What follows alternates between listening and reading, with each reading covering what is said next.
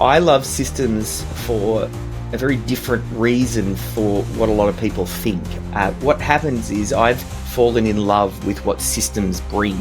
So I'm all about finding people who are naturally organized and systems driven people and surrounding myself with those people so that I can be the most creative I can be. What if you could step completely out of your business and it would keep running like clockwork without you?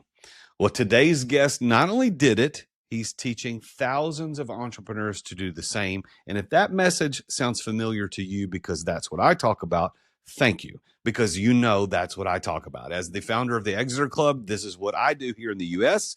And my guest, David, is kind of like the mirror image of what I'm doing, but he's doing it down in Australia. Welcome back to the Root of All Success, everybody. I am the real Jason Duncan, and this is episode number 321. My guest is David Jenyns, the Australian entrepreneur who sold the Melbourne Cricket Ground in his early 20s.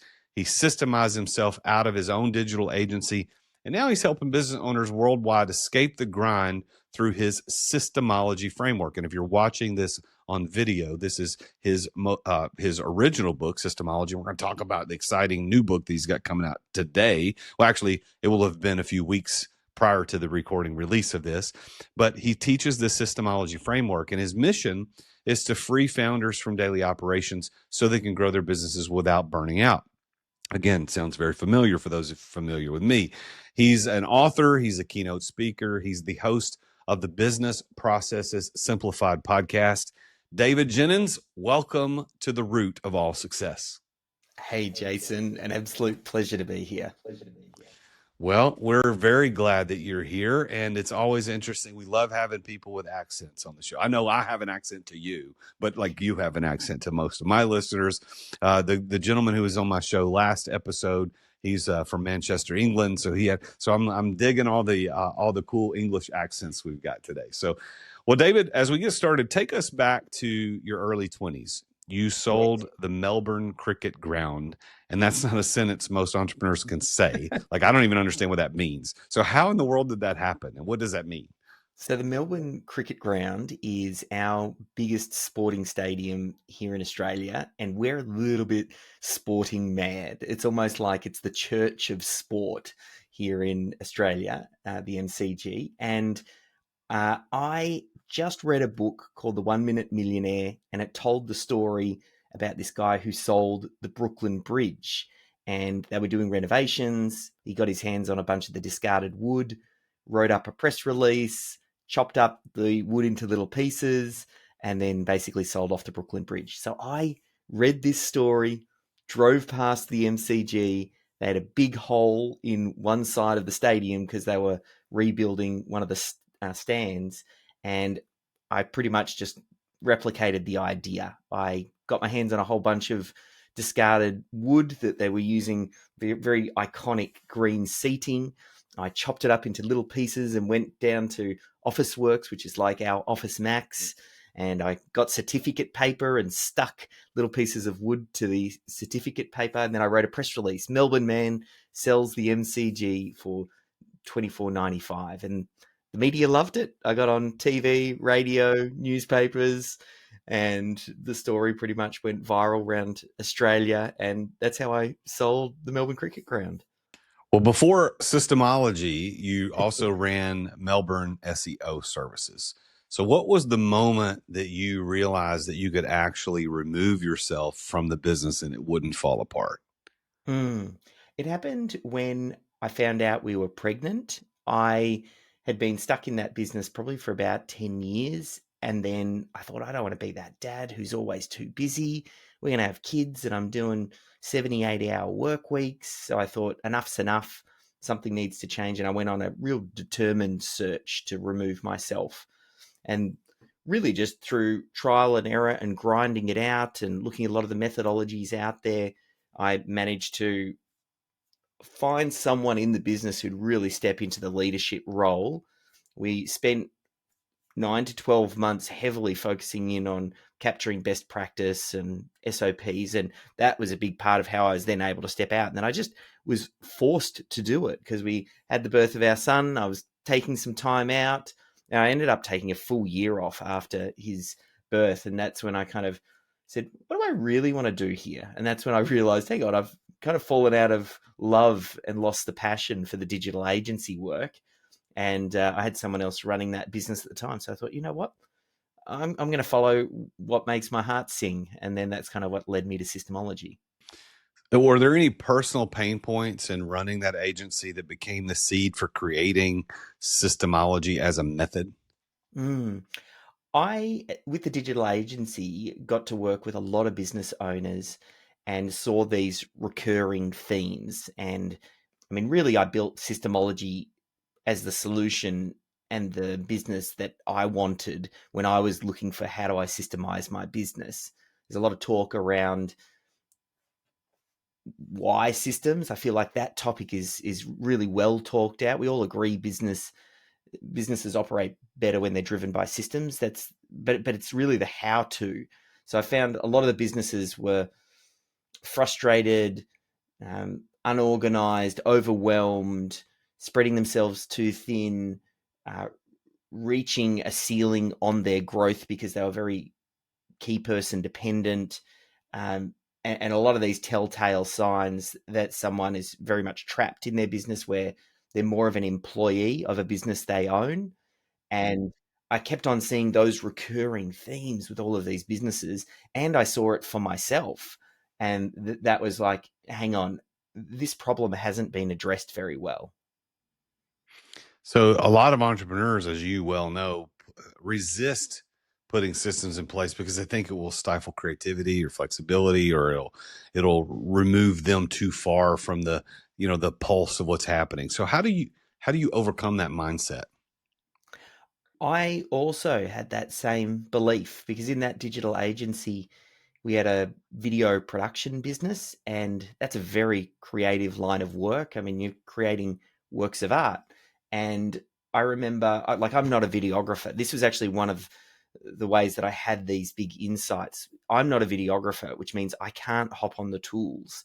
I had a videographer that I worked with. So from day one, I had to start building that business without me being the guy, and built it so that it worked without me. But the biggest insight happened was one day Adrian, my videographer, was going on a shoot and he needed someone to go with him because his regular guy couldn't make it. So I said, look, I'll come along. And I remember the drive like it was yesterday. We spent 45 minutes of him going, oh, did I pack the spare battery? Did we email the client to tell them not to wear checkered shirts? I hope I brought the extension cable.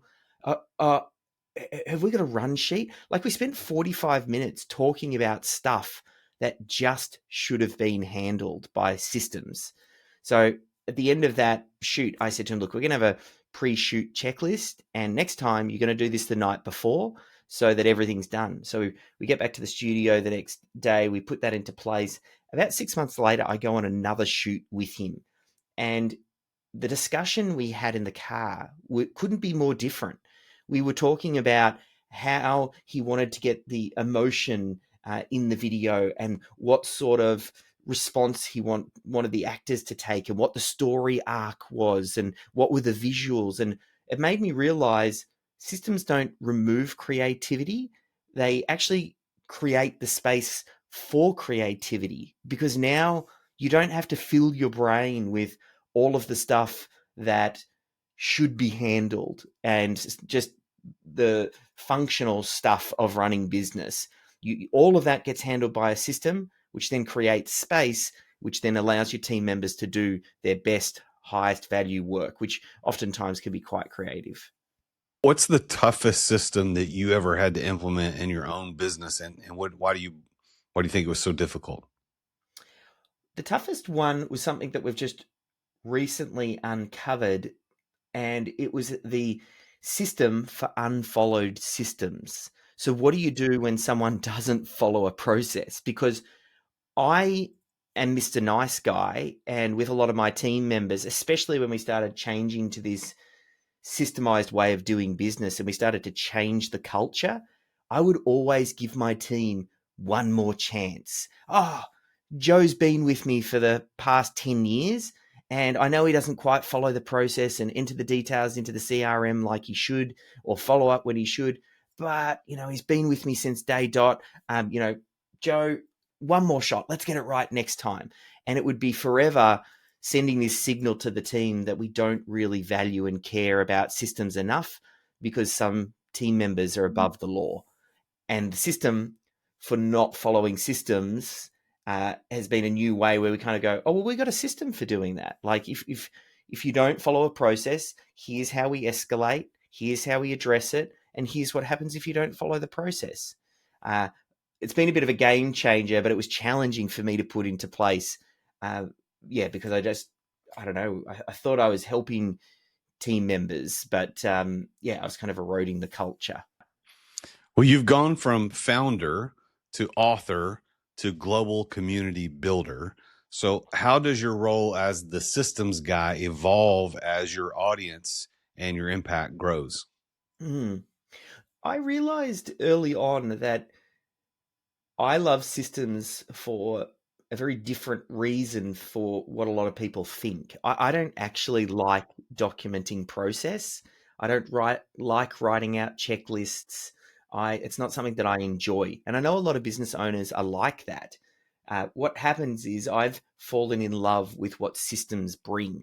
So I'm all about finding people who are naturally organized and systems driven people and surrounding myself with those people so that I can be the most creative I can be and I can be the visionary creative. So for me, I kind of feel like more I'm the champion and I sing from the rooftops that there is no better way to build a business than have a systems driven business. And that's my job. I'm like the cheerleader for systems, but I'm not necessarily the documenter or the guy who does it. So where do you see the greatest gap between how entrepreneurs think their businesses run versus how they actually run? Probably the biggest gap, like oftentimes it happens because of the picture's different in their head of what their business actually is. That they don't even realize it because a lot of business owners start business being the technician. They know how to do the work. They're the plumber, the accountant, the SEO guy, the video guy, whatever it is. And you learn how to do that thing very, very well. And you create a picture in your head of what work is and what your business is with you in the middle of it. So it's very hard to build a business that's different from the picture that's in your head. Because business owners, they're visionaries. They only build what's in their head. So what we need to do is paint a different picture and help them to understand that you can build a business where you're not the guy or the girl. And that's one of the reasons why I said it was a bit of a gift for me with the video production business not to be the technician. Like I actually wish a lot of business owners could start businesses where they don't know how to do the technical work and they would build the business in a very different way. Yeah, that's a unique and keen insight because I 100% agree. If we weren't the technician and didn't know how to do it, we would definitely build the businesses a different way. And we're going to take a quick break to thank our sponsor here in the middle of the show. Our sponsor today is Constant Closer. So if you're a course creator or you're any business who has an email list, you're probably leaving money on the table. Constant Closer is an AI sales agent that sends personalized one-to-one emails to your subscribers that are designed to convert, whether it's you're trying to get more people into a webinar or book sales calls. Look, this isn't automation, it's artificial sales intelligence. Brands like Live Your Message or Ziggy Media, they use Constant Closer to drive real results without having to hire extra people on their sales team. I actually use Constant Closer for my Exeter Club Mastermind. So if you're ready to finally monetize that list that you have the smart way, go check out Constant Closer at therealjasonduncan.com/constant closer. That's therealjasonduncan.com/constant closer. Now let's get back to the show. So, David, you've built a network of certified systemologists, as you call them, around the world. So, how do you maintain quality and consistency across such a widely distributed team? Hmm. So they're independent contractors. We work with a lot of business coaches and consultants and license our material out to them. And then they will go through our training and certification and submit case studies and work closely with us. So, I mean, the biggest secret, and it's the same with, I mean, your business, anybody's business, is hiring the right people or getting the right people on board. I kind of remember someone said, how do you motivate your team? And then the response was, hire motivated people. It's the same with how do you get your team to follow systems? Hire systems driven people. And it's the same with getting high quality output from the systemologist. How do you get great quality output? Well, you find the right people. I think people kind of miss that. Sometimes it's just easier to find the right person, and then they just do it naturally. Since you've seen so many businesses from the inside, what's the single biggest inefficiency that you spot over and over again? Hmm. Oftentimes, it's not having a system for creating systems.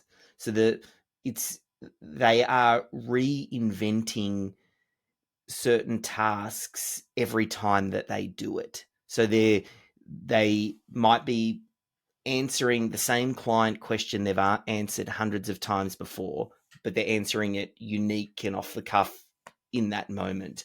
Or it's handling that incoming inquiry, not having a clear process down. So they're having to reinvent themselves every time.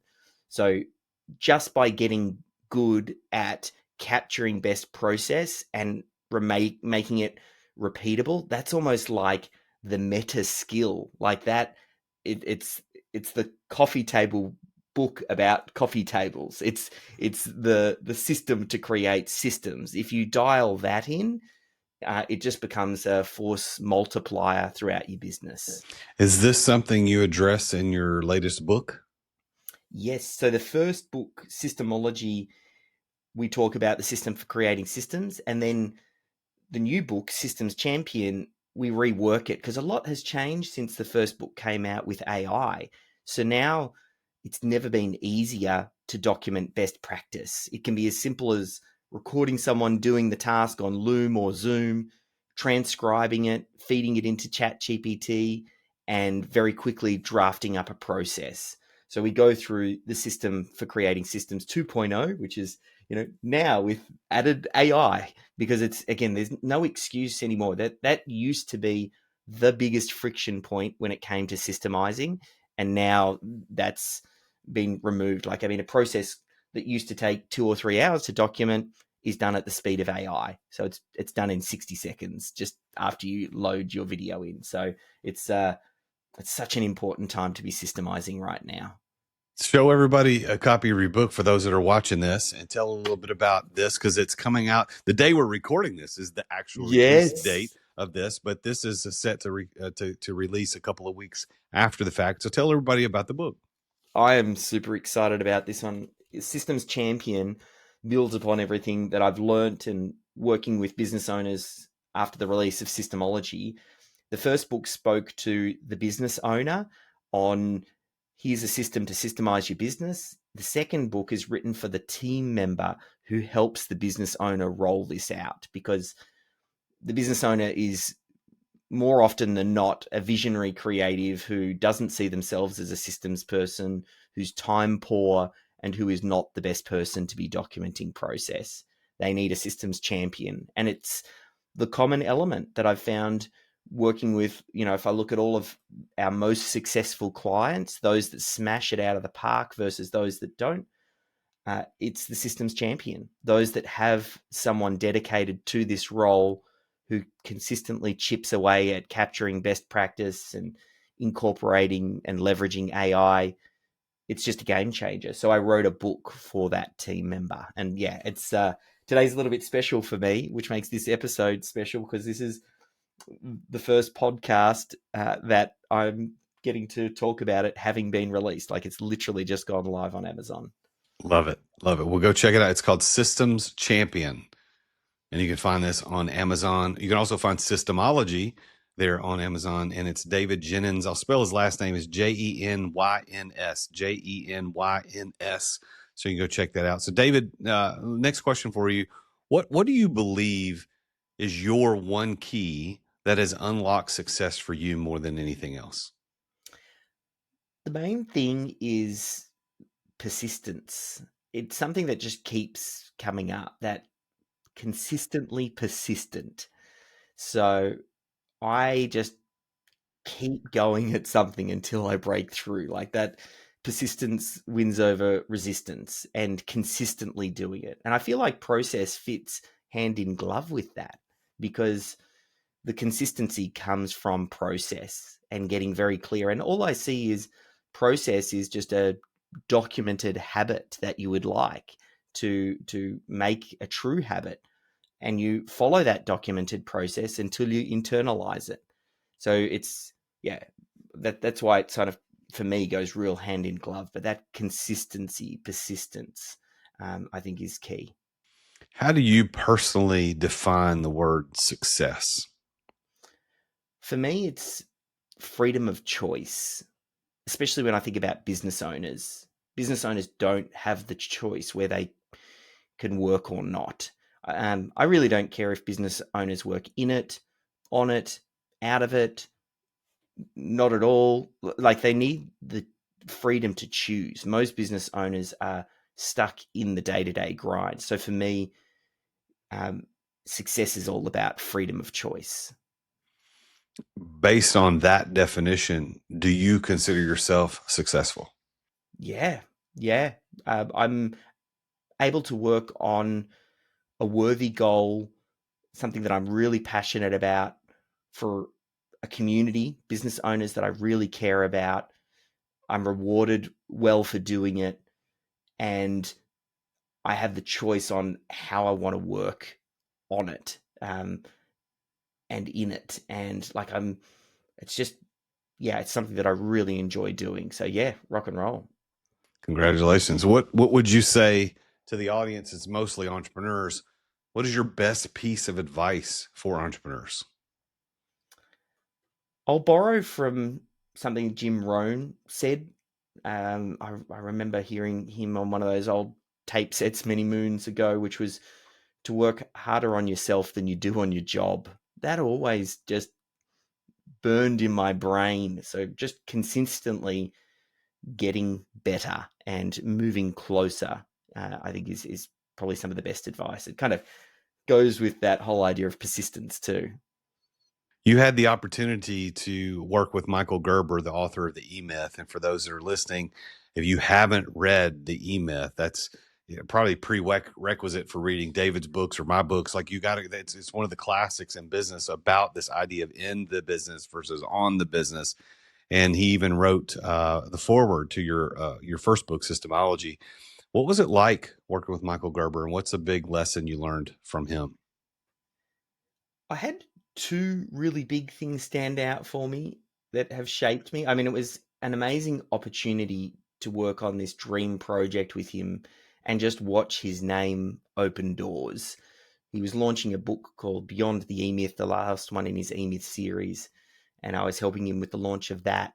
And I just mentioned his name, and people would fall over themselves to interview him and connect with him and be wanting to be in his world. So that was a great experience. And I think I also discovered that whole idea, which I talked about early on in this interview, that I mean, Michael's not a great systems person, which you wouldn't expect. I mean, he is the systems guy. Everybody sees him as the godfather of small business systems. And he's quite creative, like he's a visionary creative on the next order. Like he's able to visualize things and bringing it into the world, but he operates in what appears to be a very seemingly chaotic way.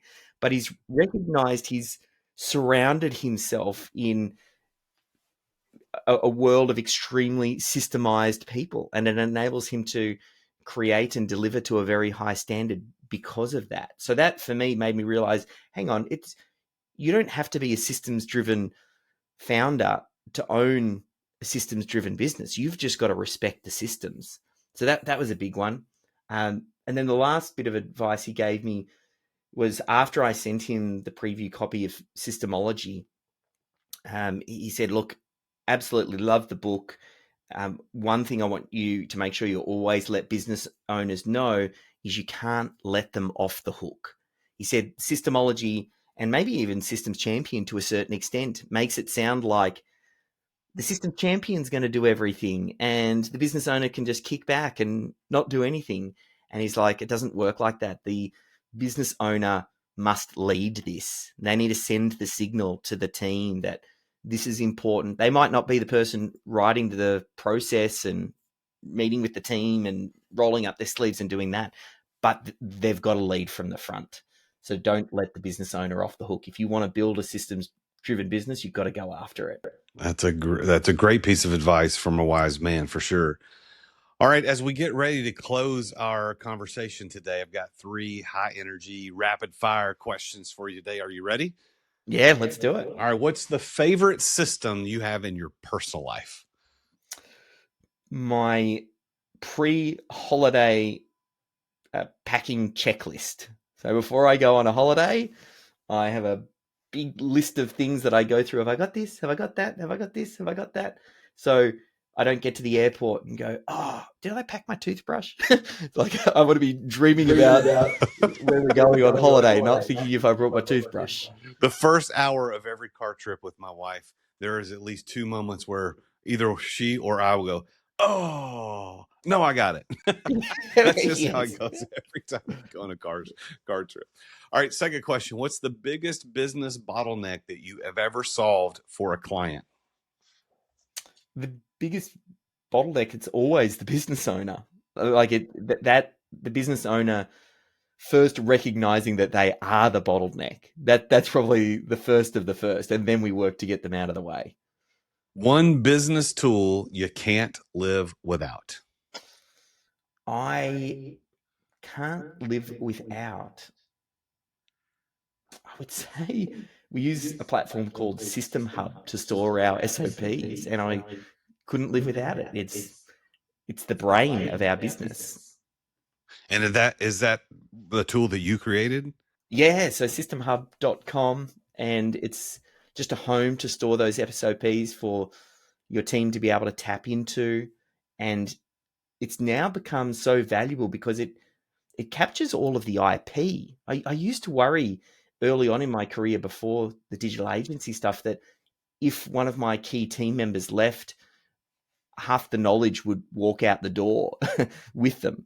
But then we started really capturing it and extracting it and storing it. And now I couldn't imagine doing business without it. How does that work? Is that a subscription service or is that an access payment? Or how do you get access to Systems Hub? Yeah, so it's just a monthly subscription where you and your team access, and it's a dedicated systems and process management software that very easily you create a link. And then the real key, one final tip for someone is you never want to be more than one click away from a process in the moment from when you need it. So if you're using project management software, you link to the SOP. If you've got someone out in the field meeting with a client, in the calendar description, you link to the SOP. If you're in the field, you create a QR code and you stick it to the piece of equipment. Never be more than one click away. And then that removes any excuses from your staff. They can't say, yeah, but I didn't know. And then you go, oh, well, there's a process. It tells you exactly what to do. So it's a little bit of a game changer when you get that idea and you make it easy so that there's no excuse, no room for, but I didn't know I was meant to do it that way. Or I didn't know that, you wanted me to lock up afterwards. Like you just want to eradicate those excuses from your team. Well, I want to thank you for being on the show. And I want to also thank Matt Grundy. I know you don't know Matt, but Matt was the guy who told me about you. Matt is a member of my mastermind. He has a very successful business in the state of Vermont here in the U.S. And he brought this to me. He said, have you heard of Systemology, this book? And this guy, David Jenyns, said, no. Well, he's the one that told me about you. So Matt, shout out to you, Matt. If you're listening to the show, thank you. And David, thank you for being on the show. How can people reach out to you? What's the best way, besides going to Amazon and look up Systems Champion, because that's a brand new book that just came out? How would people get in touch with you? Yeah, if you just head to systemology.com, and from there's links through to the books and YouTube channel, podcast, all those sort of resources. So that's systemology.com. All right. Well, thank you once again, David, for being here. Thank you for spending time with me today. It's an honor to know you, because we do so much of the same work on different sides of the planet. And I think we should probably do more work together. There's got to be a way we could figure out how to do some work together. But thank you again for being on the show. Yeah, absolute pleasure. All right, you know what time it is, everybody. It's time for another edition of JD's Public Service Rants. This is the part of the show where I call out the little things that shouldn't have to be said, but clearly they do. So if you're guilty of this one, consider yourself officially put on notice. So listen, if you're riding the escalator and you're on the left side, you better be climbing. Escalators work just like the highways. Stand right, walk left. Don't block the lane like it's your personal sightseeing tour. Some of us got places to be, and we'd really prefer not to get stuck behind the human barricade of progress because you're not on the right side. Now, I will make a tiny little shift in my rant today for my people like our brother David, who drives on the wrong side of the road and down there in Australia, and people who drive on the other side. So whatever it is, if you're standing on the side where movement is supposed to be happening, we all hate you. Just get out of the way. Well, that's it for today's JD's Public Service Rant. If you've got an idea for one of these, send it my way. And remember, don't be that guy. Thanks again to David Jenyns and Systemology for being my guest here today on the show. It's an honor to have talked to him and interviewed him and got a little bit peek under the hood of what he's been able to accomplish. And I do want to congratulate him for all his success and his latest book, Systems Champion. Go check that out on Amazon. But I thank you, Mr. or Mrs. Listener, for tuning in today. Make sure you tune in again next time when I talk with yet another very successful entrepreneur about his or her journey to success. Until then, as always, I am the real Jason Duncan, and Jesus is King. Attention business owners. Attention business owners. Feeling burnout from running your business? Uncertain if you're nearing burnout? Take our free 10-question business burnout test at businessburnouttest.com to discover where you stand. With just 10 quick questions, you'll learn how to immediately begin making changes to regain freedom and success. Cut your daily operations time in half. Improve your quality of life and prepare your business for your future exit without losing revenue or profit. Visit businessburnouttest.com now and take the test. Thank you for listening to another edition of The Root of All Success with the real Jason Duncan. If you've enjoyed this week's episode, visit therootofallsuccess.com to access the show notes and other helpful resources. Follow Jason on social media at The Real Jason Duncan. See you again next time here on The Root of All Success.